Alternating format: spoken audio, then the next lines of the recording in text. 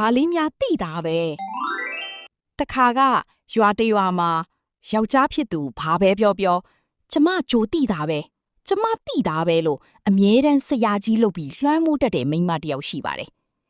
ယောက်ျားဖြစ်သူကဘလို့ပဲအမှန်တရားတွေပြောမိန်းမဖြစ်သူကတော့အမြဲတမ်းသူကပဲကြိုတင်မျှော်မြင်နိုင်တယ်လို့မျိုးစွန့်ညင်းလေးရှိလို့ယောက်ျားဖြစ်သူဟာစိတ်အနှောက်အယှက်ဖြစ်နေခဲ့ပါတယ်။တနေ့တော့လင်းဖြစ်သူဟာနွားတွေကိုဆွဲပြီးလယ်ထဲကိုပုံမှန်အတိုင်းထွန်ရက်ဖို့တွားခဲ့ပါတယ်။ညနေဆောင်လို့အိမ်ပြန်ကာနီးတဲ့အခါမှာတော့သူ့မိန်းမရဲ့တိသားပဲဆိုတဲ့အကျင့်ဆိုးကိုကောင်းကောင်းကြီးပညာပေးခြင်းစိပေါ်လာတာနဲ့ညံစင်ပါတော့တယ်။ယောက်ျားဖြစ်သူဟာလယ်ထဲကနေအိမ်ကိုအမောတကောနဲ့တုတ်ချေတင်ပြေးလာပြီးအိမ်ပေါ်ကိုဝုံတိုင်းကျေတက်လာပါတယ်။ပြီးတော့မိန်းမဖြစ်သူရှိမှတင်အသက်ကိုမနှင်းရှူမြရင်တုံလှုပ်ချောက်ချတဲ့လီတန်နဲ့မိန်းမကြီးဒုက္ခပါပဲခတ်တော့တာပဲဗျာခုနကတင်လေထဲမှာငါနွားတွေကိုမြက်ကျွေးနေတော့မိုးပေါ်ကနေစွန်အကြီးကြီးတကောင်ဝဲကြလာပြီးငါတို့နွားတကောင်လုံးကိုကောက်ချီပြန်တက်သွားပြီဗျာလို့လိန်ညာပြီးအော်ပြောလိုက်ပါတယ်မိန်းမဖြစ်သူဟာမျက်တောင်တစ်ချက်တောင်မခတ်ပဲထုံးစံအတိုင်းမအံ့တော့တဲ့လီတန်နဲ့ချက်ချင်းပြန်ပြောလိုက်တာကတော့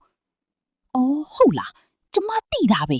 မနက်ကလေးကကောင်းကင်မှာစွန်နေဝေးနေကလေးကဒီနေ့တော့ငါနွားကိုစွန်ချီတော့မယ်ဆိုအဲ့ဒီလိုလဲကြားရောယောက်ျားဖြစ်သူဟာဒေါသလေးထွက်ရဲလေးရေချင်းဖြစ်သွားပြီးမိန်းမမင်းကအကုန်ကြိုသိတယ်ပေါ့ဟုတ်လားတကယ်တော့ငါမင်းကိုပညာပေးခြင်းလို့လိန်ပြောတာကွာစွန်ဆိုတာငှက်ကောင်သေးသေးလေးနွားဆိုတာတတ္တဝါအကြီးကြီးလေးစွန်ကနွားကိုချီနိုင်ပါမလားဟာ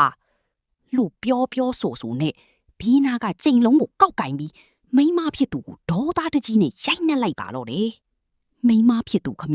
ကြိမ်လုံးတန်ကြောင့်နာကျင်လာပြီမဲ့သူ့ရဲ့တိသားပဲဆိုတဲ့မာနကိုတော့အကြမခံပါဘူး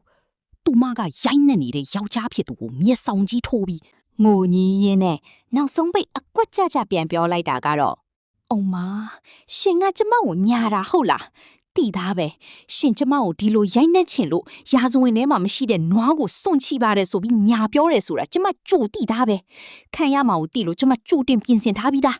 လို့အရှုံးမပြီးပဲပြန်អော်ပြောလိုက်ပါတော့တယ်